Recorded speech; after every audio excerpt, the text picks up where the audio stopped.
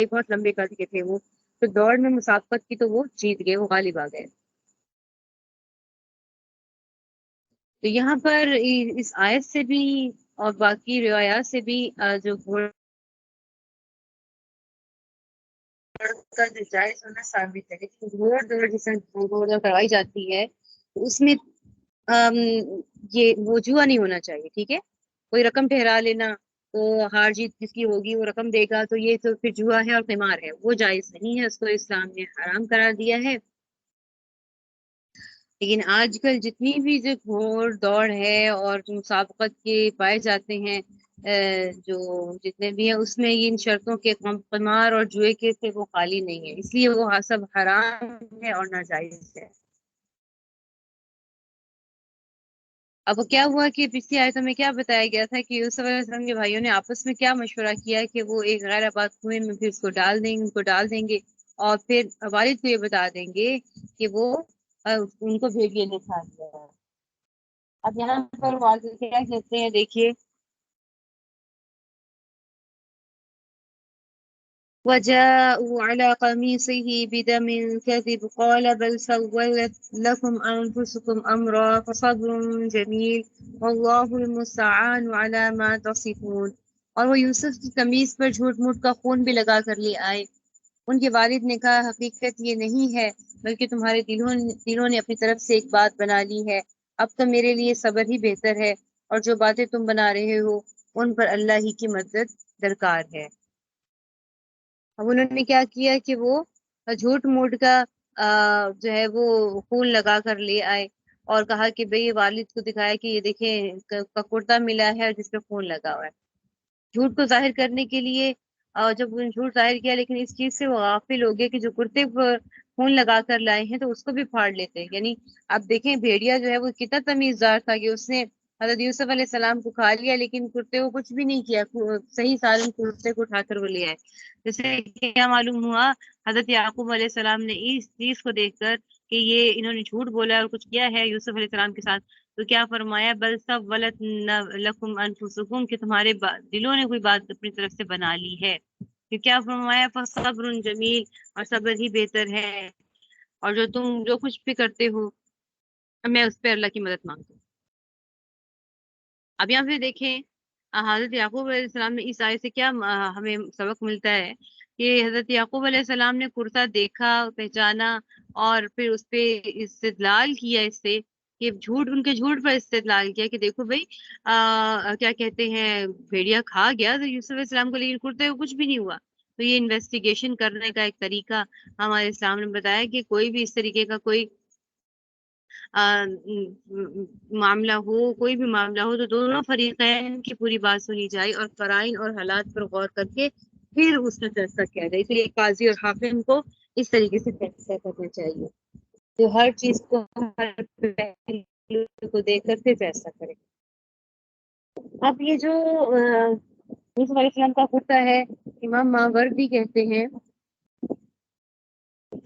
ماوردی رحمہ اللہ نے فرمایا کہ جو یوسف علیہ السلام کا کرتا ہے یہ بھی ایک عجیب روزگار میں سے ہے،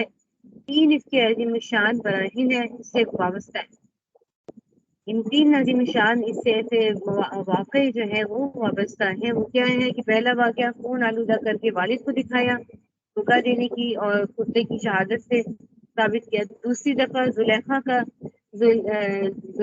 واقعہ کہ اس نے یوسف علیہ السلام کو کرتا پیچھے کی طرف سے کھینچا تو اس نے بھی کرتے نے شہادت دی، شہادت کے لیے پیش ہوا۔ تیسرا واقعہ کیا تھا، جب کرتا یعقوب علیہ السلام کی بینائی کو واپس لانے کے لیے استعمال کیا گیا، اس لیے اس میں ان کا جو کرتا ہے اس کا بھی ایک الگ ہی مقام ہے۔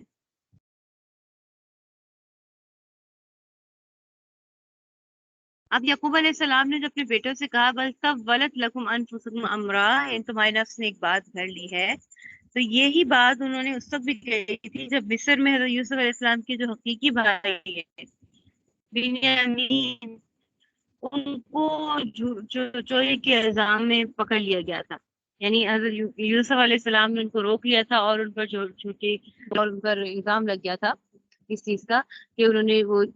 جو ہے وہ چوری کیا ہے برتن بادشاہ کا۔ تو اس وقت بھی انہوں نے یہ فرمایا بس سب ولت لکم انفسکم. اب یہاں پر یہ بات غور طلب ہے کہ اس موقع پر تو جھوٹ اور دھوکہ دے رہے تھے. حضرت یعقوب حضرت یوسف علیہ السلام کو انہوں نے اس موقع پر لگا کر ہی وہ جھوٹ بول رہے تھے. تو اس موقع پر تو کہنا کہ بل سب ولت انفسکم امرا کہنا تو ٹھیک تھا، لیکن اس موقع پر جب وہ حضرت بنیامین کو رکھ لیا تھا اس پہ وہ مجبور تھے اور ان کا اس میں کوئی قصور نہیں تھا. تو اس موقع پر بھی یہ بھی کیوں فرمایا بل سب ولت امرا. یہاں پر یہ بات ہے کہ دونوں باتیں انہوں حضرت یعقوب علیہ السلام نے اپنی رائے سے کہی تھی، ٹھیک ہے، اور ان میں سے ان کی پہلی رائے جو تھی وہ صحیح نکلی اور دوسری رائے ان کی غلط تھی. ٹھیک ہے، یعنی یہ یعنی رائے کے اندر بھی اپنی رائے دینے میں بھی انبیاء کرام سے بھی غلطی ہو سکتی ہے. ٹھیک ہے، ٹھیک ہے، یعنی انبیاء کرام سے ابتدا یہ غلطی ہو سکتی ہے کہ وہ کوئی رائے دے لیکن بعد میں وہی الہی آ کر اس رائے اس غلطی پر قائم رہنے سے منع کر دیتی ہے، یعنی ان کو منع کر دیتی ہے کہ اس طرح سے یہ معاملہ نہیں ہے.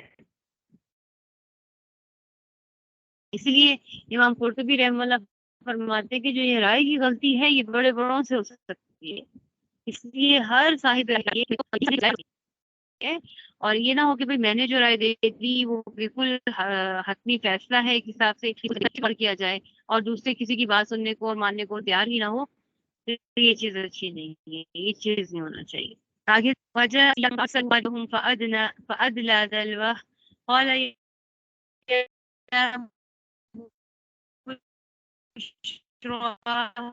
هذا غلام وأسروه بضاعة والله بما. اب یہاں پر کیا فرما رہے ہیں کہ وجاءت سیارہ کے معنی قافلہ کے ہیں، ٹھیک ہے، اور گاڑی کو بھی سیارہ کہا جاتا ہے. تو واردہ سے مراد وہ لوگ ہیں جو قافلے سے آگے رہتے ہیں. قافلے سے کچھ لوگوں کو آگے رکھا جاتا ہے تاکہ کوئی بھی ایسا نقصان ہے یا پھر کچھ ہو تو وہ قبل از وقت قافلے کو آگاہ کر دیں. یعنی وہ قافلے کی ضروریات کو بھی دیکھتے ہیں، پانی وغیرہ مہیا کرنا ان کی ذمہ داری ہوتی ہے، اس لیے وہ آگے آگے رہتے ہیں. تو کوئی نقصانات کو بھی کہ کوئی نقصان تو نہیں ہے کچھ وجہ سے کوئی راستہ خراب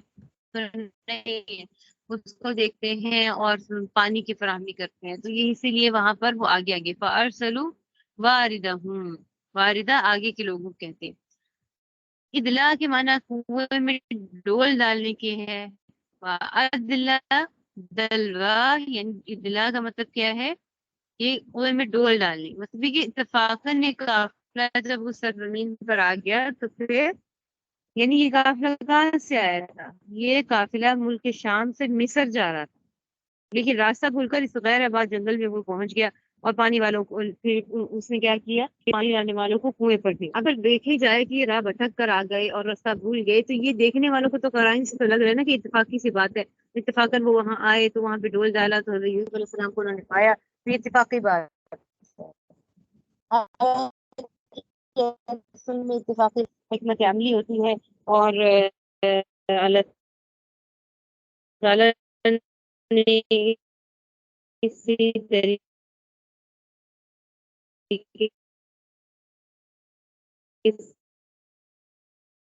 لکھا تھا کہ اس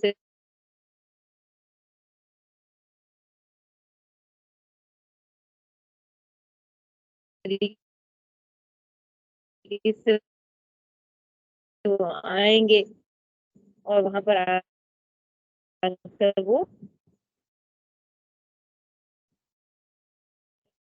جو کیا کہتے ہیں یوسف علیہ السلام کو بھی پائیں گے. ٹھیک ہے، اسی لیے کیونکہ اللہ تعالیٰ کی شان کیا ہے فعال لما یرید، اللہ جو کرنا چاہے تو اللہ تعالیٰ بہتر طریقے سے. اچھا، جو آدمی وہاں پر گیا آدمی آیا جو یوسف نے اللہ تعالیٰ کی قدرت کا مشاہدہ کیا کہ جب اس نے ڈول کی جو ڈالا تو انہوں نے وہ ڈول کی رسی پکڑ لی اور پانی کی بجائے ڈول کے ساتھ اس نے ایک خوبصورت چہرے کو دیکھا.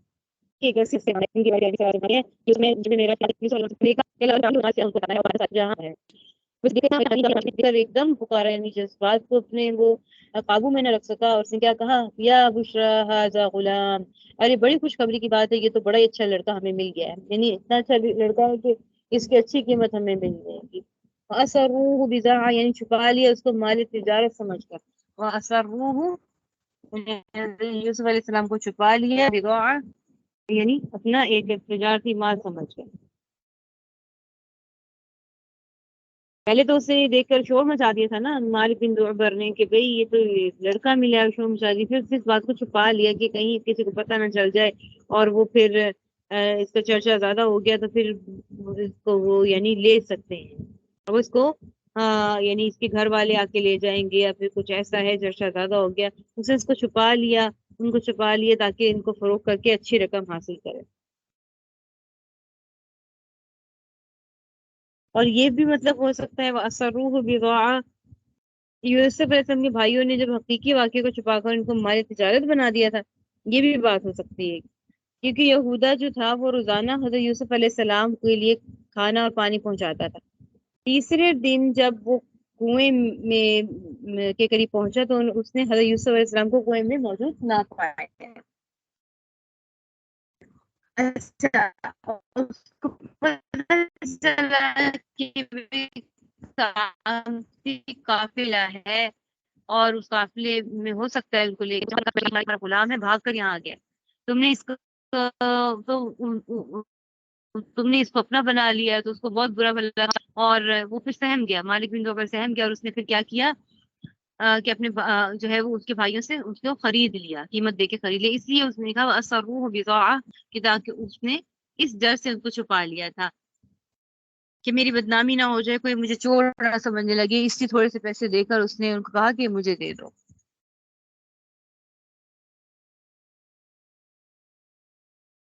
اب آگے کیا فرماتے ہیں اللہ تعالیٰ، واللہ علیم بما یعملون، اللہ تعالیٰ جانتے ہیں کہ وہ خوب جانتے ہیں وہ کیا کر رہے تھے، یعنی انہوں نے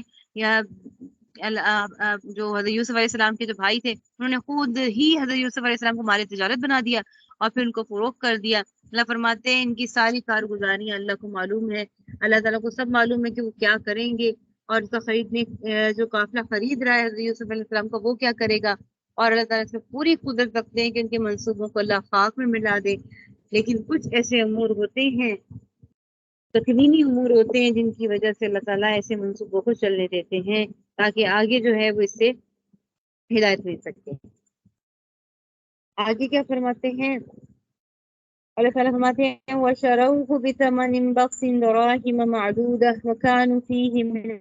السَّاكِنِينَ، اور پھر انہوں نے یوسف علیہ السلام کو یوسف کو بہت کم قیمت میں بیچ دیا، جو قیمتی کے چند درہموں کی شکل میں تھی، اور ان کو یوسف سے کوئی دلچسپی نہیں تھی۔ اب یہاں پر کیا فرما رہے ہیں، وَشَرَوْهُ بِثَمَنٍ بَخْسٍ دَرَاهِمَ، شرع کہتے ہیں اپنی زبان میں خریدنے یا خرید و فروخت دونوں کے لیے استعمال ہوتا ہے، یہاں پر بھی دونوں معنی میں اس کا استعمال ہونے کا احتمال ہے۔ اگر ضمیر اس کی وَشَرَوْهُ کی ضمیر اگر برادران یوسف کی طرح ہے، کی طرف دے ہے شرعو کی، ٹھیک ہے، شرعو کی، تو پھر کیا ہوگا کہ پھر فروخت کرنے کے معنی میں آئے گا، اور اگر قافلے والوں کی طرف ہوگی وَشَرَوْهُ تو پھر خریدنے کے معنی میں ہوگا، ٹھیک ہے، یعنی مطلب پھر کیا ہوگا کہ بیچ ڈالا برادران یوسف نے، پھر دوسرا مطلب کیا ہوگا، یا خرید لیا قافلے والوں نے یوسف علیہ السلام کو بہت تھوڑی یعنی گنتی کی کچھ رقم دے کے۔ امام قرطبی رحمہ اللہ فرماتے ہیں کہ عرب جو تجار تھے، تاجر تھے، ان کی عادت تھی کہ بڑی رقموں کے معاملات وزن سے کرتے تھے، یعنی بڑی بڑی رقموں کے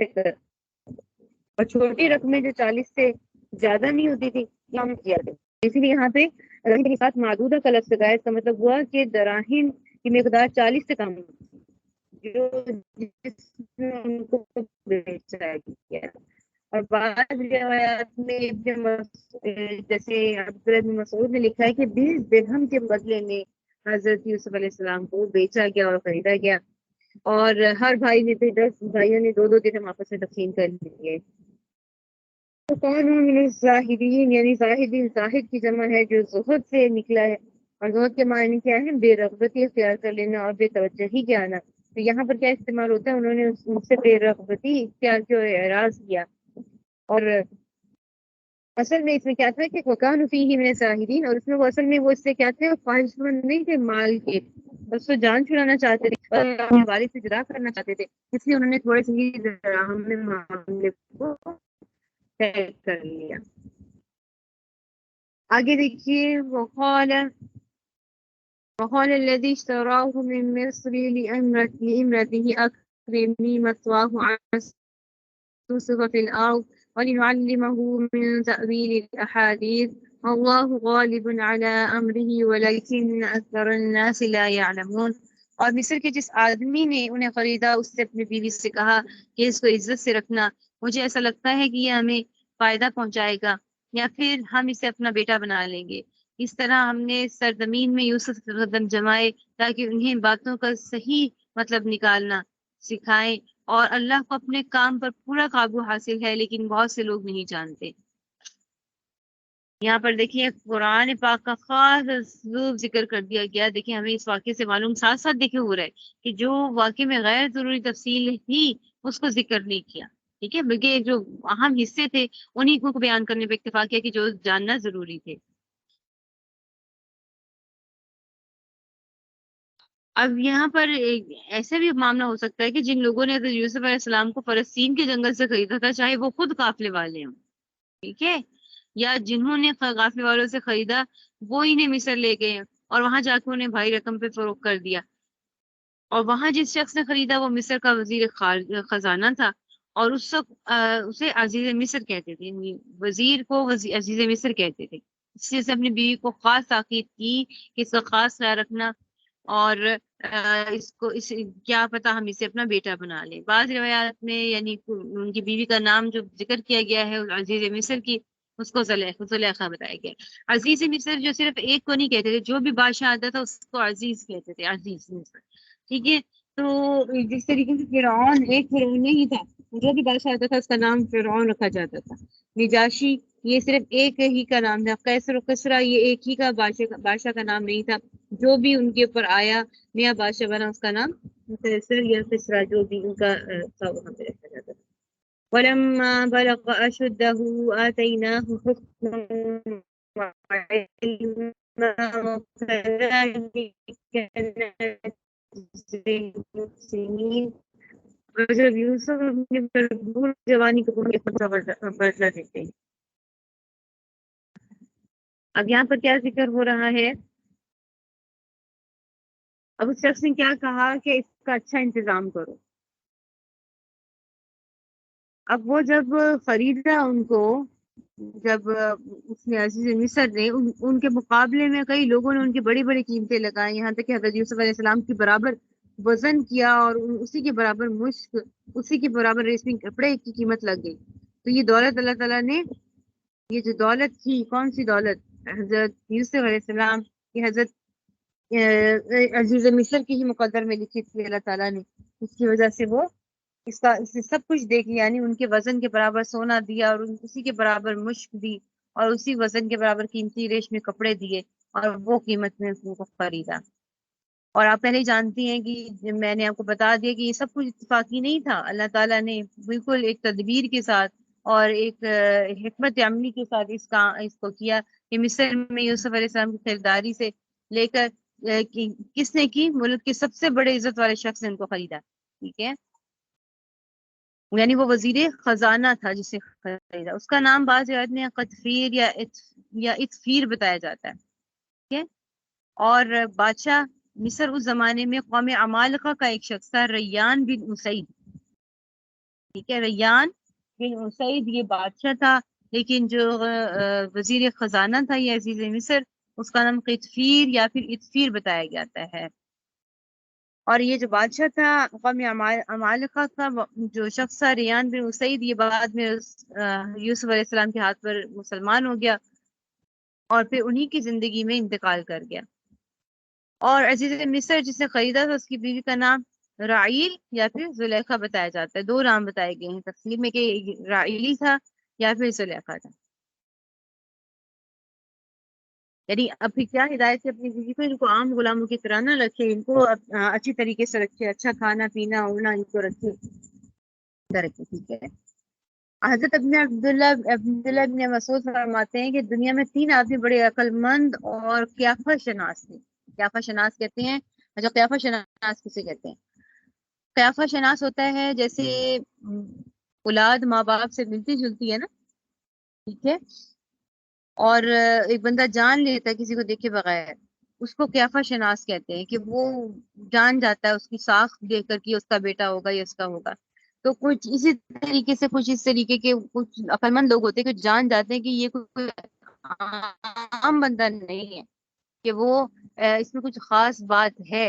ٹھیک ہے۔ یہ چیز انہوں فرماتے ہیں کہ 3 لوگ جو ہیں وہ حضرت عبداللہ بن مسعود فرماتے ہیں کہ وہ عقل مند تھے اور قیافہ شناس تھے۔ اول یہ عزیز مصر، کہ اپنے کمالات کی وجہ سے اس نے اپنے قیافے سے معلوم کر کے بیوی کو یہ ہدایت دی کہ یہ کوئی عام بندہ نہیں ہے بھائی، اس کا خاص خیال رکھا جائے۔ دوسرا کیا تھا؟ دوسرے کون ہے؟ حضرت شعیب علیہ السلام کی وہ صاحبزادی جس نے موسیٰ علیہ السلام کو کے بارے میں کہا کہ اے والد، میرے والد، ان کو آپ مزدوری پہ رکھ لیجیے، یہ بہترین شخص لگتے ہیں، جو قوی بھی ہیں اور جو ہے وہ امانت بھی دار بھی ہیں، ٹھیک ہے۔ اور تیسرے حضرت ابوبکر صدیق ہیں، جنہوں نے حضرت فاروق اعظم رضی اللہ عنہ کو خلافت کے لیے منتخب کیا۔ آگے کیا فرماتے ہیں اللہ تعالیٰ؟ كَذَلِكَ مَكَّنَّا يُوسُفَ فِي الْأَرْضِ، اللہ تعالیٰ نے فرمایا کہ اسی طریقے سے ہم نے جگہ دی یوسف علیہ السلام کو، یعنی پہلے تو وہ عزیز مصر کے گھر میں ویسے تو پھر ان قریب لیکن مصر کے سب سے بڑے آدمی وہی ہوں گے اور حکومت کا اقتدار انہی کے پاس ہوگا۔ وَلِنُعَلِّمَهُ مِن تَأْوِيلِ الْأَحَادِيثِ، یہاں پہ حرف واو کو اگر عطف مانا جائے وَلِنُعَلِّمَ، تو ایک جملہ اس کا محذوف مانیں گے، وہ کیا ہوگا کہ ہم نے یوسف علیہ السلام کو زمین کی حکومت اس لیے دی کہ وہ دنیا میں عدل و انصاف کے ساتھ امن قائم کریں اور ملک کی راحت کا انتظام کریں، اور اس لیے بھی کہ ہم ان کو باتوں کو ٹھکانہ لگانا سکھا دیں۔ باتوں کا ٹھکانہ لگانا کیا ہے؟ یعنی ایک آج جس میں وحی الہی کا سمجھنا، باتوں کو ٹھکانے لگانا کا مطلب کیا ہے کہ جس میں وحی الہی کو وہ سمجھیں گے اور اس کو عمل میں لے کر آئیں گے، اور ضروری علوم اللہ تعالیٰ دیں گے، جیسے کہ خوابوں کی تعبیر کا علم بھی اللہ تعالیٰ نے دیا ہے، ٹھیک ہے۔ واللہ غالب علی امری، یعنی اللہ تعالیٰ غالب اور قادر ہے اپنے کام پر، جس کا ارادہ فرماتا ہے وہ اس کے لیے فرما دیتا ہے، ہو جائے تو وہ ہو جاتی ہے۔ اسی طریقے سے ایک حدیث شریف میں بھی رسول اللہ صلی اللہ علیہ وسلم نے فرمایا کہ جب اللہ تعالیٰ کسی کام کا ارادہ فرماتے ہیں دنیا کی سارے اسباب اس کے لیے تیار کر دیتے ہیں، ولیکن اکثر الناس لا یعلمون، لیکن اکثر لوگ اس حقیقت کو نہیں سمجھتے، اور اکثر لوگ کیا سمجھتے ہیں؟ جو سبب ظاہری نظر آ رہا ہے وہی سب کچھ ہے، ٹھیک ہے، اور اللہ تعالیٰ کے غالب اعلی امرین کو بھول جاتے ہیں کہ اللہ ہی غالب ہے نا۔ آپ اپنی پوری کوشش کر لیں، جب اللہ کی مدد شامل نہیں ہے تو وہ سبب نہیں سکتا، تمام اسباب کیے لیکن اللہ تعالیٰ کی مدد شامل نہیں ہے تو پھر وہ کسی بھی کام کا نہیں ہے وہ کام۔ اس لیے واللہ غالب، اس بات کو ہمیشہ اپنے پلے سے باندھ لینا چاہیے۔ میں جو بھی کام کر رہی ہوں اس میں استخارہ کروں، جو بھی کام کروں اس میں اللہ کی مدد طلب کروں، جو بھی کام کروں پہلے 2 نفل پڑھ لوں، حاجت کے نفل پڑھ لوں کہ اللہ پاک میرے اس کام کو بہتر بنا دیجیے، کہ آپ کی مدد کے بغیر میں کام کر ہی نہیں سکتے، ایسے کہتے ہیں، ٹھیک ہے۔ نماز پڑھنا تو بہت بڑی فضیلت ہے نا، کہ ہم نماز پڑھ رہے ہیں، یہ بندگی ہے۔ اصل بندگی یہ کہ ہر کام میں، ہر میں اللہ تعالیٰ کو غالب علی امری اس کو جانیں، یعنی اکثر لوگ اس کو نہیں جانتے، مستقبل اسباب کو نہیں جانتے، قادر مطلق کی طرف دھیان ہی نہیں کرتے، اور صرف اسی میں لگے رہتے ہیں، اپنی دھن میں لگے رہتے ہیں، اور سبب کو صرف اختیار کرتے ہیں۔ وَلَمَّا بَلَغَ أَشُدَّهُ آتَيْنَاهُ حُكْمًا وَعِلْمًا، یعنی جب وہ پہنچ گئے یوسف علیہ السلام اپنی پوری قوت اور جوانی کو، تو ہم نے ان کو حکمت اور علم دے دیا۔ قوت اور جوانی کس عمر میں ان کو حاصل ہوئی؟ حضرت ابن عباس اور مجاہد اور قتادہ رحمہ اللہ فرماتے ہیں کہ 33 سال ان کی عمر تھی، جبکہ امام ضحاک رحمہ اللہ فرماتے ہیں کہ 20 سال ان کی عمر تھی، اور حسن بصری رحمہ اللہ نے 40 سال بتائی۔ اور اس بات پر سب کا اتفاق ہے کہ یہاں پر علم اور حکمت عطائے نبوت ہے، یعنی ان کو نبوت دی گئی۔ اس سے کیا معلوم ہوا، یہ بھی بات بھی ہمیں معلوم ہوگی کہ یوسف علیہ السلام کو نبوت مصر پہنچنے کے بھی کافی عرصے کے بعد ملی ہے، اور جو کنویں میں کی گہرائی میں جو وحی ان کو کی گئی تھی، یہ وہ وحی نہیں تھی جو نبوت کی وحی ہوتی ہے، ٹھیک ہے، یہ تو الہام کی قسم میں سے تھی۔ تو جیسے میں نے بتایا تھا، حضرت یوسف علیہ السلام کی والدہ کو حضرت مریم علیہ السلام کے بارے میں بھی آیا کہ ان کے پاس بھی کیا کہتے ہیں، جب وہ کا واقعہ تھا کذالک نجزی المحسنین، اور ہم اسی طرح بتا دیتے ہیں نیک کام کرنے والوں کا۔ تو مطلب کیا ہے کہ ہلاکت سے نجات دلا کر اللہ تعالیٰ نے حکومت اور عزت تک پہنچا دیا، کس وجہ سے؟ صرف حضرت یوسف علیہ السلام کی نیک چلنی کی وجہ سے، خدا ترسی کی وجہ سے، اور نیک اعمال کا یہ نتیجہ نکلا کہ اللہ نے ان کو بہترین اس کا بدلہ دیا، ٹھیک ہے؟ اور اللہ تعالیٰ نجزی المحسنین، یہ بات اللہ تعالیٰ نے اس طرح نہیں ارشاد فرمائی کہ حضرت یوسف علیہ السلام کے لیے صرف فرما دیا۔ اللہ فرماتے ہیں جو بھی ایسا عمل کرے گا ہمارے انعامات اسی طرح پائے گا، اس لیے اللہ تعالیٰ نے جمع کا صیغہ استعمال کیا۔ حضرت یوسف علیہ السلام کی بات ہو رہی تھی نا کہ اللہ نے ان کو حکمت عطا کی، ان کو علم عطا کیا، اور اللہ نے ان کو بعد میں کیا استعمال کیا؟ نجزی المحسنین، محسنون بھی کہا سکتا تھا کہ ہم نے ایک جو ہے نیک کام کرنے والے کو ہم نے دے دیا، حالانکہ نیک کام کرنے والوں کو کوئی بھی ایسے کام کرے گا تو ہم اس کو اس کا بدلہ اچھا دیں گے، ٹھیک ہے؟ اگلی آیات ان شاء اللہ تعالیٰ کل سے کریں گے، اگلے ہفتے میں چلے گی یہ بات، ٹھیک ہو گیا؟ تو کوئی سوال ہے تو پوچھ لیجیے۔ جی جی نہیں ہے، ٹھیک ہے۔ سبحانك اللهم وبحمدك نشهد ان لا اله الا انت نستغفرك ونتوب اليك۔ السلام علیکم ورحمۃ اللہ وبرکاتہ۔